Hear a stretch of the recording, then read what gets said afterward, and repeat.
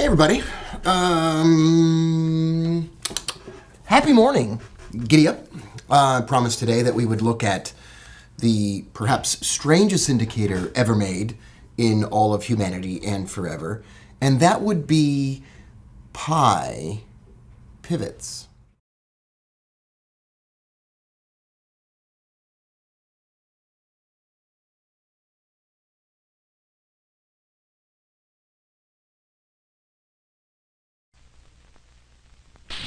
Want to make a mouth-watering pie in just 8 minutes? With strawberries, Jell-O gelatin, and Cool Whip, you've got it made. Just dissolve and thicken Jell-O brand gelatin.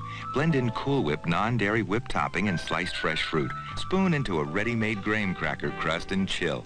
You never tasted pie so light and refreshing. But does it work on the daily charts? Mouth-watering pie with fresh fruit, Jell-O gelatin, and Cool Whip. You've got it made. Well, I told you I'd eventually get a sponsor for the channel, and it looks like we did. Looks like it's Cool Whip. Who would have ever known that Cool Whip would be the sponsor of this YouTube channel? Speaking of sponsors, you're really the sponsor. Thanks for watching the channel. And today I've been thinking a lot about pivots, as you know, and I play that stupid clip from Friends, and I won't play it today. But I play that stupid clip all the time because I am obsessed with pivot points. And so I've been thinking about ways to improve upon or change or alter or adjust pivots. And today what I'm going to do is I am going to see if we can't add, which is ridiculous, pi to pivots. I don't know why, and I don't think it has any purpose. But here we are on the TradingView.com charts. And we're looking at pivots. So what we have here on the screen in front of us right now is I've colored them a little bit differently than what you ordinarily see on my charts. This is in red, a daily pivot. And then in green, we have R1 and S1.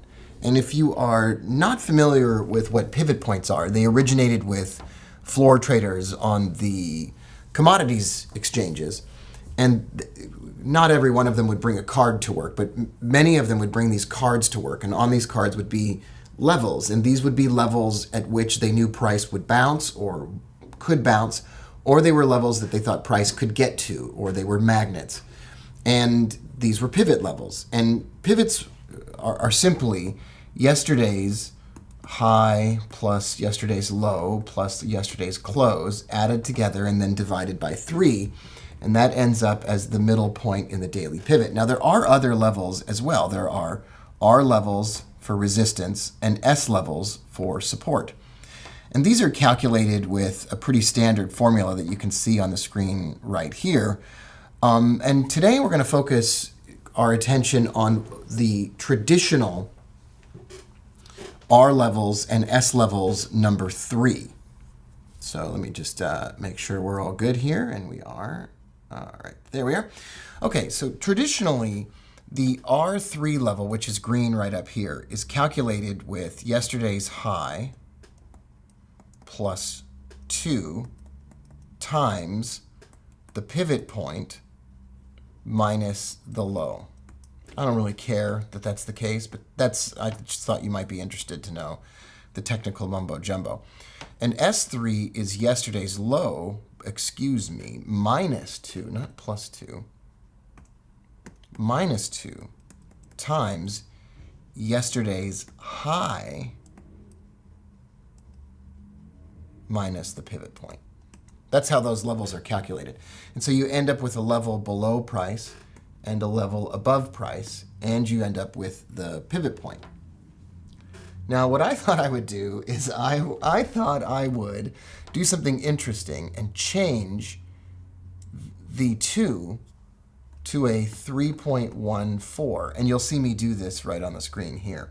I also thought about dividing yesterday's high, low, and close by 3.14 instead of 3, but that had some ridiculous and strange unintended consequences, which if you're interested in, we're going to take a look at those a little bit later.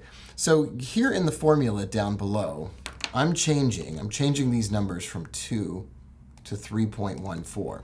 And what this is going to do is nothing particularly special. Okay, so it's not magical. It's not ridiculously crazy amazing, but it is interesting. I do find this to be somewhat interesting because what this does is it makes the R levels and S levels way more difficult to achieve or to hit. So let's take a look at that. So as you can see here on the chart, price is just traveling by and it's never hitting the S levels or the R levels on any of the, on this entire chart. It's never hitting those levels. And we can scroll forward and it just never ever hits these levels. It gets close to them, but it doesn't hit them almost ever. Now, I like things that don't ever or often don't or most of the time don't do what they need to do or what we thought they would do.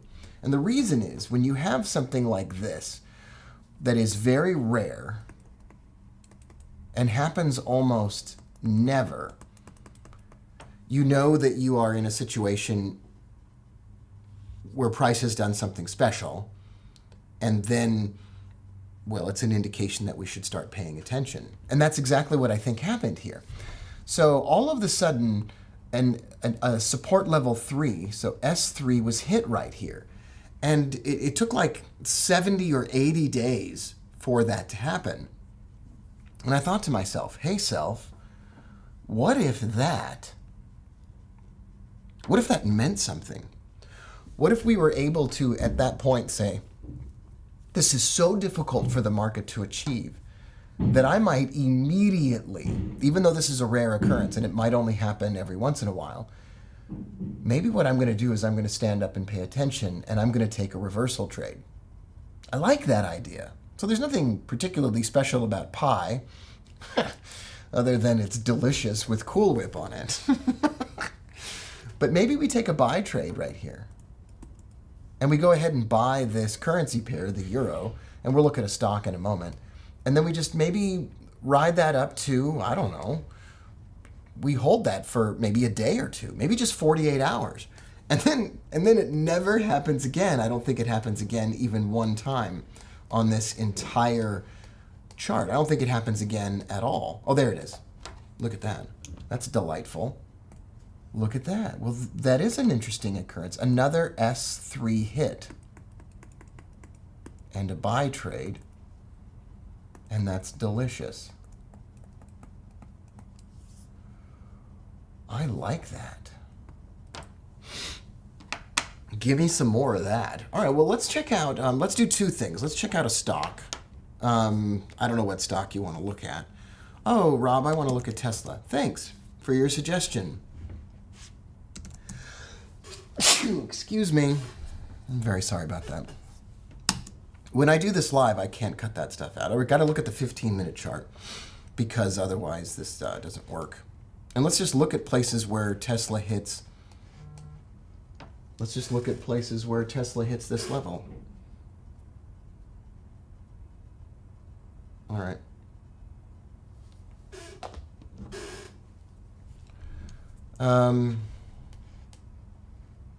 Here we go.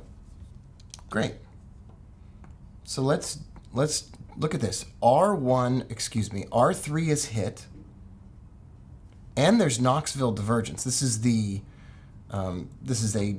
minimalist version of the Knoxville divergence indicator, and that's a great time to short the stock, maybe sell a call spread. That's beautiful. I love this. I love that a lot. Oh, you could almost call this a hit. Look at that. S3 hit by a call. I love this. Oh, look at this over here. Buy a call. Look at that. And maybe you just hold on to it for a day. Maybe you just buy a call option that expires 24 hours from now. I kind of like that idea because, R1 and S1 and R3 and S3, the traditional, in the traditional manner that those are calculated, those are going to get hit every 5 seconds, relatively speaking. But this one's going to be a lot harder to hit. And so maybe the win rate on these trades can be much greater.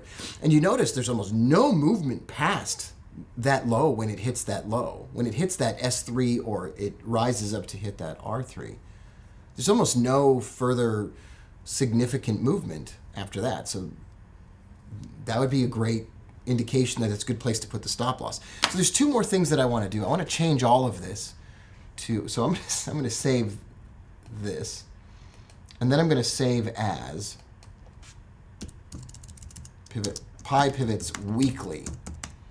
So I'm going to change this now and do it with weekly levels as opposed to daily levels. Why? Because I'm absolutely insane.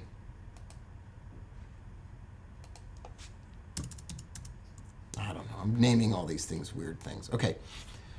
So now it's weekly. I don't think that worked. Ticker ID weekly. Built-in variable, ticker ID, weekly,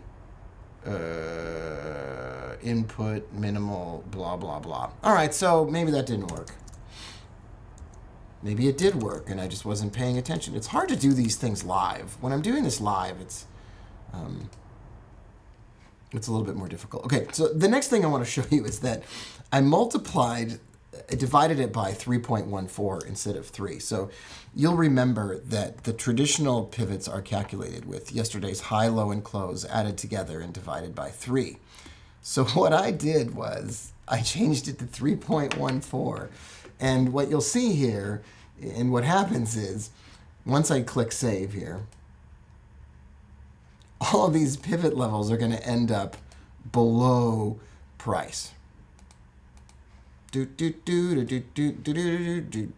so is everything just completely gone crazy? All right. Well, there you go. There you have a completely worthless. Why did it do that? That's just not cool. It's very disappointing. Very disappointed in you. Just a little while ago. Oh yeah, I'll just add it to the chart. I'll show you the chart now. So everything, I did it. Okay, I added it to the chart. And all of the levels ended up going below price. All of the daily pivot levels ended up below price, and everything else. And you could see down here that I added high, low, and close added together and divided by 3. And it's like, it doesn't matter what chart you look at, all of the pivot levels are always below price at this point. And it does act as a really interesting level of support or resistance.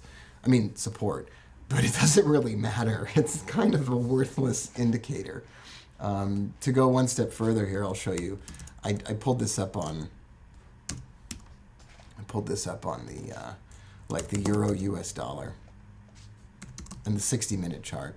And as you can see, all of the pivot levels went below price, which is just stupid and ridiculous and doesn't really mean anything. And the levels are never going to go above price, ever. They're never going to go above price at all.